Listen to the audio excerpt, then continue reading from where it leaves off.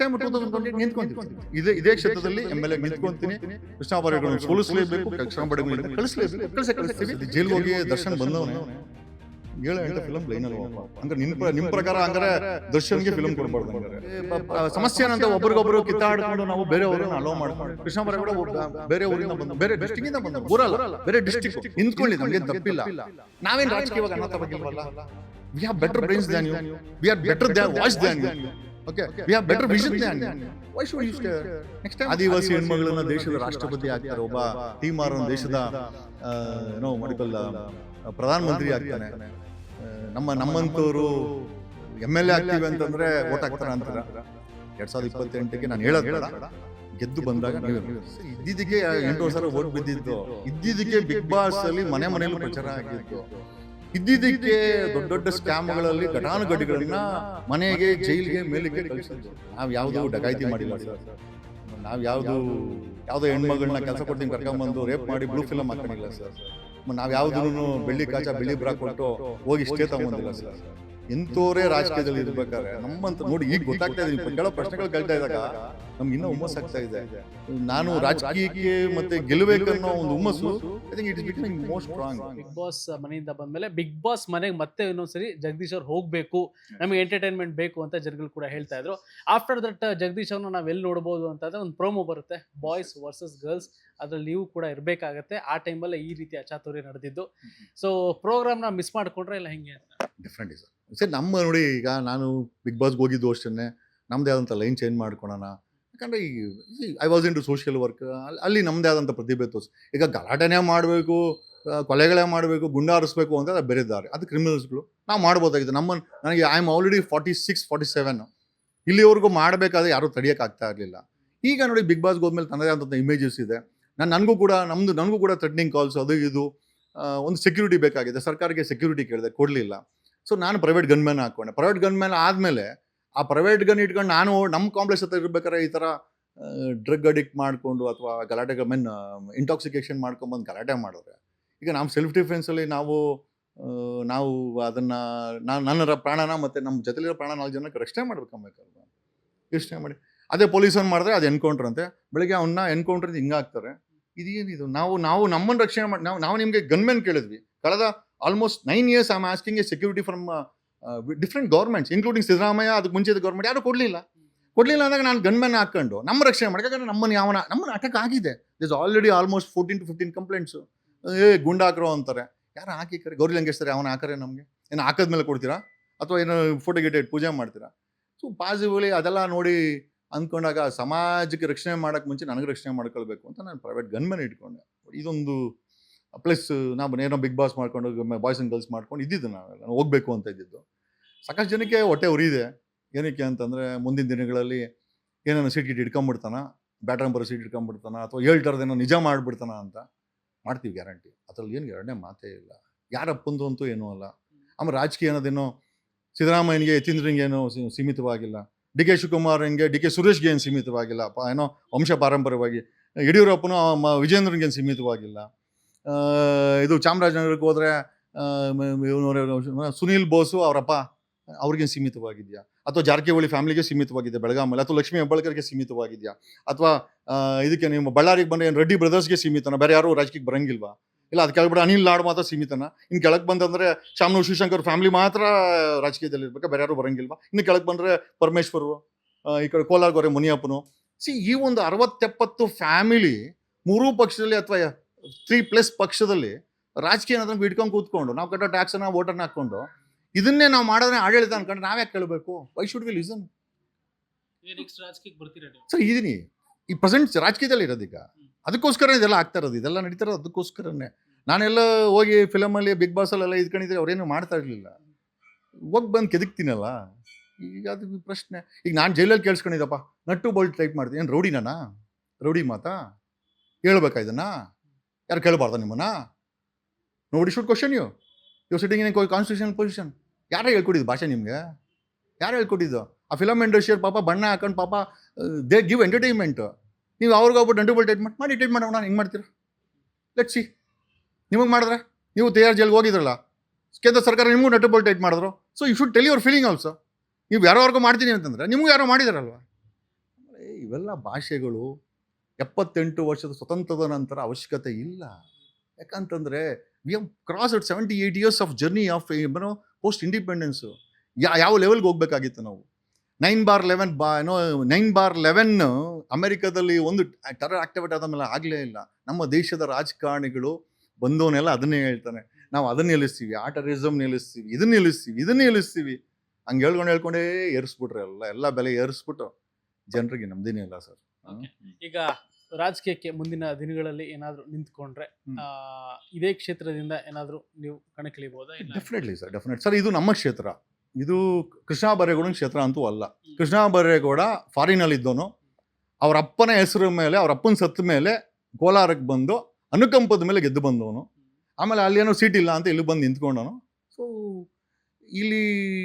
ಇಲ್ಲಿ ನಾವು ರಾಜಕೀಯವಾಗಿ ಸಾಕಷ್ಟು ಜನ ಎಲಿಜಿಬಲ್ ಇದ್ದೀವಿ. ಸಮಸ್ಯೆ ಏನಂತ ಒಬ್ರಿಗೊಬ್ರು ಕಿತ್ತಾಡ್ಕೊಂಡು ನಾವು ಬೇರೆಯವ್ರನ್ನ ಅಲೋ ಮಾಡ್ಕೊಂಡು, ಕೃಷ್ಣ ಬೈರೇಗೌಡ ಬೇರೆ ಊರಿಂದ ಬಂದು, ಬೇರೆ ಡಿಸ್ಟಿಕ್ಕಿಂದ ಬಂದವನು, ಊರಲ್ಲ ಬೇರೆ ಡಿಸ್ಟಿಕ್ಕು, ನಿಂತ್ಕೊಳ್ಳಿ, ನಮ್ಗೇನು ತಪ್ಪಿಲ್ಲ. ನಾವೇನು ರಾಜಕೀಯವಾಗಿ ಅನಾಥವಾಗಿಲ್ವಲ್ಲ. We have better brains than you, we are better voice than you, okay, we have better vision than you. Why should you stay?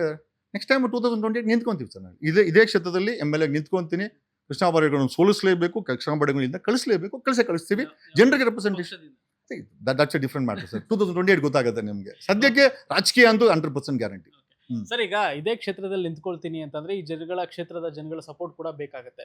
So ಅವಾಗ ಬಂದು ಗಲಾಟೆ ಮಾಡೋದು, ಈಗ ನಿಮ್ಮ ಕ್ಷೇತ್ರದಲ್ಲಿ ನಿಮಗೆ ಒಂದು ರೆಸ್ಪೆಕ್ಟ್ ಇಲ್ಲ, ಆಮೇಲೆ ಎಲ್ಲೋ ಒಂದು ರೀತಿ ಭಯದ ವಾತಾವರಣನೇ ನಿರ್ಮಾಣ ಆಯಿತು ಅಂತಂದ್ರೆ ನಾಳೆ ದಿನ ಹೋಗಿ ಯಾವ ರೀತಿಯಾಗಿ ಅವ್ರಿಗೆ ಅಪ್ರೋಚ್ ಮಾಡ್ತೀರಾ, ಓಟ್ ಹೇಗೆ ಕೇಳ್ತೀರಾ?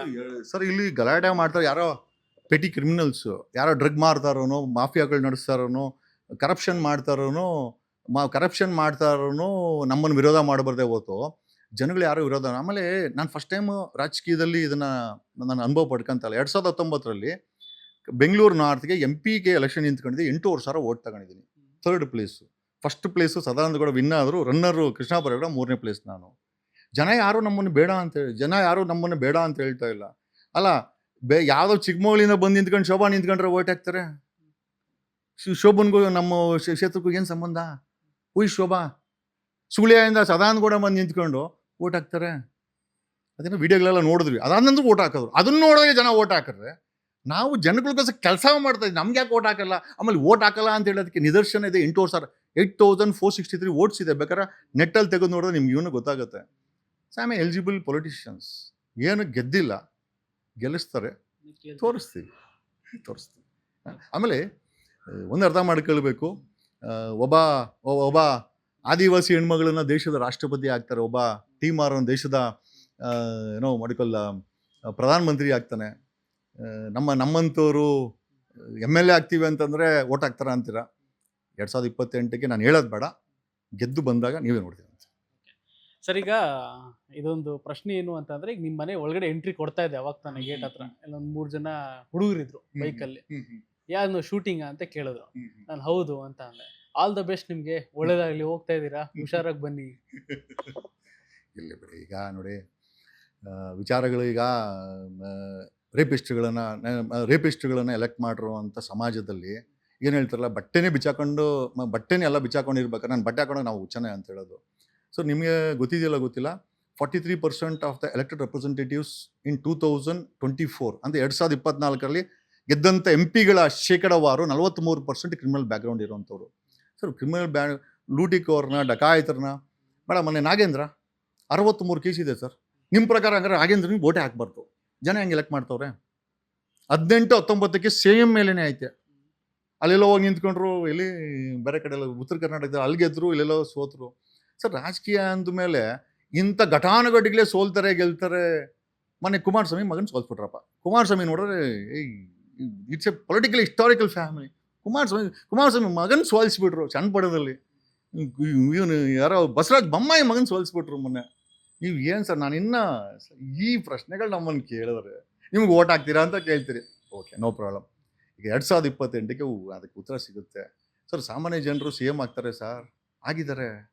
ಯಾಕೆ ಅದು ಅಷ್ಟೊಂದು ಆತಂಕ ಮೋಸ್ಟ್ಲಿ ನಂದಿಲ್ದ ಮಗಿ ಇವತ್ತು ರಾಜಕಾರಣಿಗಳಿಗೆ ಬಿಡಬೇಕಾಗಿ. ಯಾಕಂದ್ರೆ ನಾವು ಯಾರು ಆ ಥರ ಬ್ಯಾಕ್ಗ್ರೌಂಡಲ್ಲಿ ಅಂತಾರಲ್ಲ. ಆಮೇಲೆ ಇಟ್ಸ್ ಕ್ವೈಟ್ ಪಾಸಿಬಲ್. ಈಗ ಕೆಳಗಡೆ ಯಾರೋ 3 ಜನ ಹೇಳಿದಂತೆ ಬೆಳಗ್ಗೆಯಿಂದ ಕನಿಷ್ಠ ಏನಿಲ್ಲ ಒಂದು 500 ಜನ ನನ್ನ ಹತ್ರ ಸೆಲ್ಫಿ ತಗೊಂಡಿದ್ದಾರೆ ಸರ್. ನಾನು ಹೇಳ್ಬಾರ್ದು. ಈಗ ವೋಡಾಫೋನ್ ಅಂಗಡಿಗೆ ಹೋಗಿದ್ದೆ, ಆ ಮೇಡಮ್ ಕೂಡ ಸೆಲ್ಫಿ ತಗೊಂಡು, sir if you don't mind ಒಂದು ಸೆಲ್ಫಿ ಅಂತ. ಏರ್ಟೆಲ್ ಆಫೀಸ್ಗೆ ಅಲ್ಲೂ ತಗೊಂಡ್ರು. ಅಲ್ಲಿ ಚಿಲ್ಲರೆ ತಗೋಣ ಅಂತ ನಮ್ಮ ಡ್ರೈವರ್ ಕಳಿಸಿದ್ದೆ, ಅಲ್ಲಿ ಬಂದವ್ರು ಯಾರೋ ಒಂದು 2-3 ಜನ ಅಲ್ಲಿ ಏನೋ ತರಕಾರಿ ತಗೊಂಡು ಅವರು ಬಂದು ಸೆಲ್ಫಿ ತಗೊಂಡ್ರು.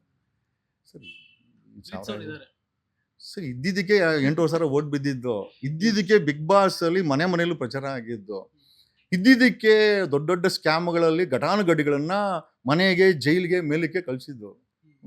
ಆಯ್ತು. ಹಾಗಾಗಿ ಬೆಳೆಯೋವರೆಗೂ ಹಂಗೆ ಸರ್, ಬೆಳೆದ್ಮೇಲೆ ಗೊತ್ತಾಗುತ್ತೆ. ಸರ್ ಇತ್ತೀಚೆಗೆ ಒಂದಷ್ಟು ವಿಷಯಗಳು ಕೇಳ್ಪಟ್ಟೆ, ಜಗದೀಶ್ ಅವ್ರಿಗೆ ಸಿನಿಮಾದಲ್ಲಿ ಆಕ್ಟ್ ಮಾಡೋಕ್ಕೆ ಒಂದಷ್ಟು ಆಪರ್ಚುನಿಟಿಗಳು ಬರ್ತಾ ಇದೆ. ಬಟ್ ಅವ್ರು ಸ್ವಲ್ಪ ಆಪರ್ಚುನಿಟಿ ಕೊಟ್ಟ ಮೇಲೆ ಮತ್ತೆ ಯಾವ ಟೈಮಲ್ಲಿ ಇನ್ನೂ ಜೈಲಿಗೆ ಹೋಗ್ಬಿಡ್ತಾರೋ ಗೊತ್ತಿಲ್ಲ ಅನ್ನೋ ಕಾರಣಕ್ಕೆ ಸ್ವಲ್ಪ ಹೋಲ್ಡಲ್ಲಿ ಇಟ್ಟಿದ್ದಾರಂತೆ. ಏನಾದರೂ ಆಪರ್ಚುನಿಟಿ ಸರ್? ಸರ್ ಜೈಲಿಗೆ ಹೋಗೋದು, ಮೇಲಕ್ಕೆ ಹೋಗೋದು, ಆಮೇಲೆ ಜೀವನದಲ್ಲಿ ಹಾಳಾಗಿ ಹೋಗೋದು ಮೇಲಕ್ಕೆ ಬಿಟ್ರು. ಹಂಗಾಗಿ ನಾವು ಏನಕ್ಕೂ ಹೇಳೋಕ್ಕಾಗಲ್ಲ. ಈಗ ಸದ್ಯ ಜೈಲಿಗೆ ಹೋಗಿ ದರ್ಶನ್ ಬಂದವನೇ ಒಂದು 7 ಗಂಟೆ ಫಿಲಮ್ ಲೈನಲ್ಲಿ ಹೋಗಪ್ಪ. ಹಂಗಾರೆ ನಿಮ್ಮ ಪ್ರಕಾರ ಹಂಗಾರೆ ದರ್ಶನ್ಗೆ ಫಿಲಮ್ ಕೊಡಬಾರ್ದು. ಹಂಗಾರೆ 6 ಫಿಲಮ್ ಲೈನಲ್ಲಿ ಅಂತ ಒಂದು 500 ಕೋಟಿ ರೂಪಾಯಿಂದು. ನಿಮ್ಮ ಪ್ರಕಾರ ಹಂಗಾರೆ ಯಾವ ಹಂಗಾರೆ ಈಗ ಯಾಕಂದ್ರೆ ದರ್ಶನ್ ಯಾವ ಬೇಕಾದ್ರೆ ಜೈಲಿಗೆ ವಾಪಸ್ ಹೋಗ್ಬೋದು. ಸುಪ್ರೀಂ ಕೋರ್ಟಲ್ಲಿ ಪೆಂಡಿಂಗ್ ಇದೆಯಪ್ಪ ನಿಮ್ಮ ಪ್ರಕಾರ. ಮತ್ತು ಅವ್ರಿಗೆ 6 ಹಾಕಿದ್ದಾರೆ ಅಂದಮೇಲೆ ಈಗ ಐ ಥಿಂಕ್ ಈ ಕ್ವಶನ್ ದರ್ಶನ್ ಆನ್ಸರ್ ಮಾಡಿದಿರ್ಬೋದು ನನಗೆ ಅಂತ ಅನ್ಸುತ್ತೆ ಸರ್. ಯಾಕಂದರೆ ದರ್ಶನ್ ಮೇಲೆ ಇರೋವಂಥ ಕೇಸ್ ಇದೆಯಲ್ಲ, ಐ ಥಿಂಕ್ ಅದಕ್ಕೆ ಐ ಥಿಂಕ್ ಅವರು ಉತ್ತರ ಮಾಡಬೇಕು. ನಾವು ಯಾವುದು ಡಕಾಯಿತಿ ಮಾಡಿಲ್ಲ ಸರ್. ಆಮೇಲೆ ನಾವು ಯಾವುದೋ ಹೆಣ್ಮಗಳನ್ನ ಕೆಲಸ ಕೊಡ್ತೀನಿ ಕರ್ಕೊಂಬಂದು ರೇಪ್ ಮಾಡಿ ಬ್ಲೂ ಫಿಲಮ್ ಹಾಕೊಂಡಿಲ್ಲ ಸರ್. ನಾವು ಯಾವುದೂ ಬೆಳ್ಳಿ ಕಾಚ ಬೆಳ್ಳಿ ಬ್ರಾ ಕೊಟ್ಟು ಹೋಗಿ ಸ್ಟೇ ತೊಗೊಂಬಂದಿಲ್ಲ ಸರ್.